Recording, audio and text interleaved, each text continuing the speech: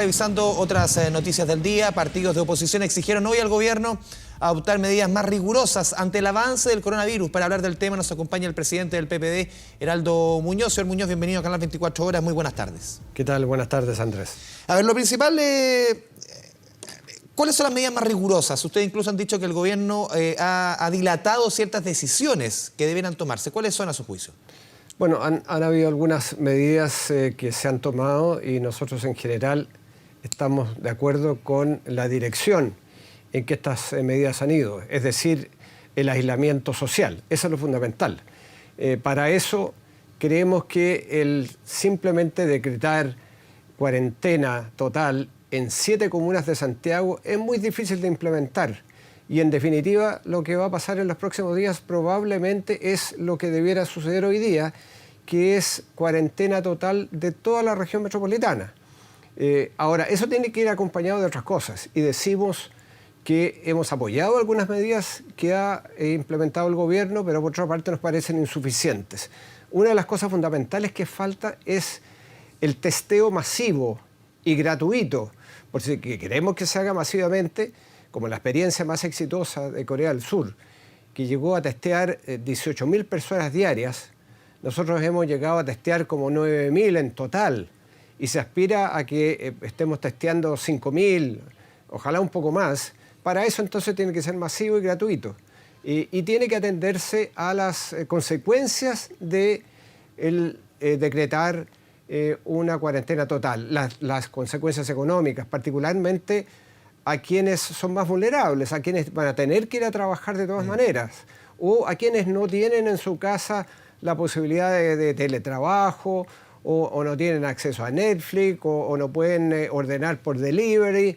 De modo que probablemente en este contexto se va a manifestar de manera incluso más contundente las desigualdades que tenemos en nuestro país, y tenemos que entonces tomar medidas preventivas para que los trabajadores y las personas más vulnerables no sientan todo el peso de esta crisis. Y eso es lo que decimos sí, en esta declaración. Sí, a su juicio, derechamente, en lenguaje más chileno, ¿es una decisión clasista la que tomó el gobierno, que sean 7 comunas, la mayoría del sector oriente? Porque lo que ha explicado La Moneda es que aquí se concentran prácticamente el 50% de los casos de COVID-19 en la capital.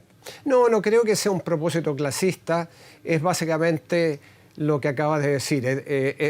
En otras palabras, que en estas comunas está concentrada la mayor parte de los contagios, no solo en la región metropolitana, sino que a través del país, y por lo tanto había que tomar esta medida, pero creemos que es mucho más eficiente el adelantarse y adoptar una medida de cuarentena total en la región metropolitana y hacerlo de manera más eficiente, porque el anuncio ayer no vino acompañado de los detalles, dejó un conjunto de preguntas abiertas.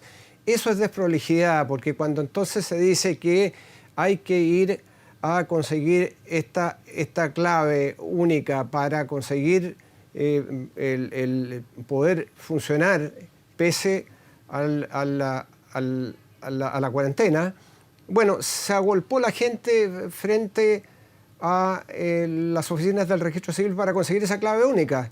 Bueno, y después entonces se tuvo que decretar, no, el número de verificación que está en el carnet de identidad basta para conseguir esta clave única. Claro, pero entonces eso es confusión, es desprolijidad, y yo creo que lo que hizo hoy día la ministra Rubilar con la ministra Martorell ayudó a despejar muchas de las dudas que se levantaron el día de ayer en la noche. Sí, porque ayer se criticó mucho este hecho de que, sobre todo el anuncio del ministro Mañalich, fuera prácticamente la lectura de un comunicado de prensa sin pregunta.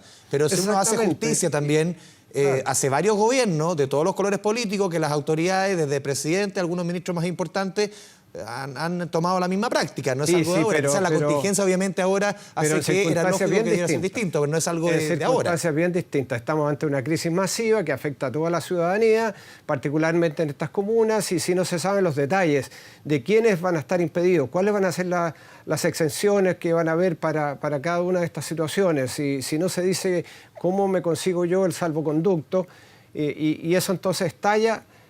Francamente significa que no hay buena planificación, que hay desprolijidad, y se corrige de alguna manera con esta puesta en escena de la ministra y la subsecretaria, que por lo menos ahí responden a muchas de las interrogantes que debieron haber sido respondidas el día de ayer. Señor Muñoz, hemos visto declaraciones hoy día de diversos alcaldes, estoy leyendo de La Reina, de Peñolén, de Recoleta, de todos los colores políticos, también de regiones, pidiendo justamente que se extienda esta decisión, no solamente dentro de la región metropolitana, lo están pidiendo de varias regiones. ¿Es plausible que, o debiera el gobierno ceder a estas presiones de los alcaldes? Bueno, a ver, yo creo que en esto hay que guiarse por el criterio experto, de los que saben y no simplemente comentar como si uno fuera experto cuando no lo es. Hay que seguir entonces la recomendación de los especialistas. Muchos de ellos dicen hay que ir a medidas mucho más drásticas. Eso es lo que nos dicen todos. Y nos dicen además mirando a la experiencia internacional. Pero también hay otros que dicen que no. Aquí hemos tenido varios, por lo menos, conversando de las últimas 2 semanas y hay muchos también que dicen que no es necesario. Bueno, lo que dice la mayoría es que hay que tener una combinación de medidas estrictas, de cierre, con otras cosas, como dije antes, pero es lo que con el testeo masivo, y gratuito. Eso es absolutamente fundamental. Pero hay interrogantes, yo creo que son interrogantes válidas. Por ejemplo, hay algunos que argumentan por qué no tener una cuarentena nacional. Pero cuando uno mira a Aysén tiene creo que 1 contagiado o 2 contagiados. ¿Por qué se va a hacer entonces allí un cierre total de la región? Entonces, yo prefiero dejárselo a los expertos, pero todo parecería indicar que hay que ir en la dirección de medidas mucho más drásticas de aislamiento social, que la gente asuma su responsabilidad, que no salga de las casas al menos que sea necesario, y luego que siga las recomendaciones de la autoridad sanitaria. Aquí tiene que haber una sola autoridad, no pueden haber múltiples autoridades, una sola decisión, y la decisión es del gobierno nacional. Señor Muñoz, usted comentaba en la pasada el tema del costo del test. Ayer lo dijo el ministro Mañalich el día antes de ayer, salió a aclarar que no podría superar los 25.000 pesos, sobre todo en el sector privado, porque usted mencionaba que era ser gratuito. Hoy día es gratuito para quienes están en FONASA, es el 80% de la población que está en el grupo A y B. Los que están en el grupo C pagan 2.500, los que están en el grupo D 5.600. Distinto lo que es la situación de ISAPRES, que tiene un costo de 25.000 pesos, pero con el copago puede quedar prácticamente en 5.000, 6.000, 7.000. Igual, de todas formas, porque ayer lo dijo el subsecretario de redes asistenciales, si es que se declara la gratuidad, los laboratorios no lo harían. En el fondo, ¿es el Estado el que debiera asumir el costo, aunque suene de perogrullo? Bueno, entonces el Estado debiera exigirle a los laboratorios que lo hagan, porque esta es una situación de estado de catástrofe y de una pandemia. Es decir, aquí el Estado entonces tiene que tomar algunas medidas que son excepcionales. De modo que para un estado excepcional, medidas excepcionales. Y la gratuidad evidentemente ayudaría, porque aquella persona que no va a querer gastar los 5.000, 6.000, 7.000 o lo que cueste, aunque sea en ISAPRE, el sector privado, evidentemente si va a tener una duda no la va a tener si es que es gratuito. Entonces aquí hay que hacer las cosas para facilitar el testeo. Eso es lo que funciona, es lo que funcionó, lo dicen los especialistas, en Singapur y en Corea del Sur particularmente, con las otras medidas de aislamiento social. Entonces, hagamos las cosas para que sean más fáciles. Pero uno de los argumentos que más, señor Muñoz, ha sostenido el ministro Mañalich desde un comienzo es la cantidad de test que se hacen en nuestro país, o la capacidad de test que tenemos, más que lo que se realiza, la capacidad que tenemos, son casi hoy día 5.000 diarios, muy superior, por ejemplo, a los países que nos rodean, si nos comparamos un poco también con realidades más o menos parecidas. Bueno, está bien, y yo espero que sea mucho más de 5.000, y veamos si eso es efectivamente así. Debiera ser por lo menos la mitad de lo que fue en Corea del Sur. Ojalá sea mucho más de 5.000. Y eso creo que va en la dirección correcta. Tenemos que hacer el máximo cantidad de testeo. Eso evidentemente es lo que funciona y lo que nos dicen todos los especialistas. Ahí sí que no hay ninguna discrepancia. Puede haber discrepancias si el cierre de ciudades es conveniente o no conveniente, porque significa un impacto económico, particularmente en los más vulnerables, muy fuerte, y hay un conjunto de medidas. Algunos nos dicen que simplemente el cierre de ciudades nos da un poco más de tiempo. ¿Para qué? Para aplanar la curva. Bueno, entonces está bien, pero lo que sí parece que funciona es el testeo masivo. Sí. Y debiéramos aspirar a que sea mucho más de lo que es. Señor Muñoz, usted ayer entró en la polémica con el gobierno en cuanto al arriendo del espacio riesgo. Ayer o antes de ayer, sobre el costo del arriendo de este lugar. Usted señaló que eran 26 millones diarios, al final se aclaró la información desde La Moneda. Son 20 millones de pesos al mes. ¿Igual le parece un costo excesivo a su juicio? A mí me gustaría que fuera gratuito. Yo no sé cuánto pagó el gobierno, por ejemplo, por el espacio Riesco durante el arriendo después frustrado para la cumbre de la PEC. Y me gustaría ver esas cifras. Pero cuando quedó muy en la duda de cuánto se había pagado, cuánto era lo que Espacio Riesgo había pedido, bueno, lo único que había que hacer era clarificar. ¿Es verdad o no es verdad esto? Y pero ahora con se dijo, costo, no, es 0, con los números que puso arriba de la mesa la moneda, ¿le parecen sensatos estos 20 millones de pesos? A mí me gustaría que fuera gratuito, que en momentos como estos se siguiera el ejemplo de algunos que han ofrecido locales importantes gratuitamente. Pero ahí el problema es del dueño del espacio Riesgo, han no del seguido el gobierno. ejemplo de imitar y ofrecer gratuitamente locales. Sí, porque ahí el problema es del dueño del espacio Riesgo, no del gobierno. No, evidentemente, es el del dueño del espacio, pero también el gobierno podría decir, ¿sabe? Yo necesito este espacio, son circunstancias extraordinarias y yo no lo voy a pagar. Y por último, dese por pagado porque yo le arrendé a usted en el pasado para diversas cumbres internacionales y puede que ahí haya un balance. Y veamos si es que yo no sé la información, la ignoro, si es que en el momento de la cancelación de la cumbre de la PEC hubo algún pago que se hizo de todas maneras porque había contratos realizados. Bueno, ese es un tema lateral. Lo fundamental es que estén los locales apropiados a costo cero, ojalá, para el fisco, porque son circunstancias extraordinarias. Solo por eso.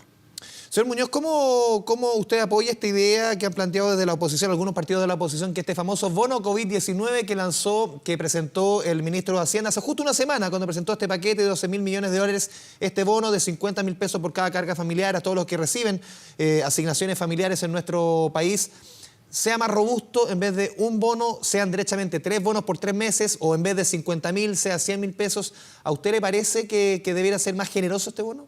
Sí, me parece que debería ser más generoso. Yo he valorado el paquete de estímulo económico que presentó el ministro de Hacienda, pero se lo he dicho a él directamente y lo he dicho también ahora públicamente, que me parece que debiera ser mucho más generoso. ¿Para qué? Primero, para las personas que no tienen acceso al seguro de desempleo. Es decir, ese bono que hay por una sola vez de 50.000 pesos, a mí me parece demasiado reducido. Y son 130 millones de dólares de un paquete de 11.700 millones de dólares. 130 millones de 11.700 y tanto me parece muy poco. Debiera incrementarse, a mi juicio, el monto y la cantidad de bonos. Y lo otro, que hay un bono también para, o más bien un fondo para los microempresarios que se va a distribuir a través de las municipalidades del orden de los 100 millones de dólares. Yo creo que eso también debiera incrementarse. Sigamos el ejemplo de los países que están dando algunos bonos de mucha envergadura directamente a las familias, hacer transferencias directamente a las familias. Creo que eso es lo que se va a hacer necesario cada vez más en los días y semanas que vienen por delante, y yo creo que se puede hacer un esfuerzo mucho mayor. Por último, redistribuir algunas de esas platas de este paquete para que vayan más directamente a la gente. Sí, porque lo que uno ve, y aquí con esto terminamos, señor Muñoz, lo que uno ve, la apuesta de la moneda es más que el bono es una sola vez, no soluciona quizás una cuestión más estructural, que va a ser el problema del empleo. Quizás el gobierno apunta más, uno escucha un poco y ve del paquete anunciado por Ignacio Briones, apunta más a medidas más permanentes, que es la protección del empleo, mejor que, a su juicio, que dar un bono que es una sola vez. Bueno, pero está la protección del empleo y hay liquidez importante que se está poniendo en el sistema y eso es muy significativo. Pero las personas que no están pudiendo ir a trabajar, la persona que vive del día a día, del ingreso del día a día, necesita, si es que va a estar en su casa sometido a una cuarentena, no puede ir a trabajar, necesita ingreso y por lo tanto ese ingreso tiene que ser extraordinario por la vía de bonos. De modo que hay que asegurar tanto el empleo en términos generales como la situación en particular de quienes menos tienen, los más vulnerables, los que van a necesitar más urgentemente. Pensemos que en Estados Unidos se está pensando una transferencia directa. No somos Estados Unidos, evidentemente, no tenemos ese nivel de desarrollo, pero se está pensando directamente una transferencia a las cuentas de cada uno de los ciudadanos del orden de los $2.000. Está la discusión por ahí. Entonces, ojalá fuera la transferencia más directa a las familias y que, evidentemente, paralelamente, existiera la liquidez para que las empresas pudieran sobrevivir durante este periodo. Heraldo Muñoz, presidente del PPD, muchas gracias por esta conversación con Canal 24 Horas. Muy buenas tardes. Muchas gracias.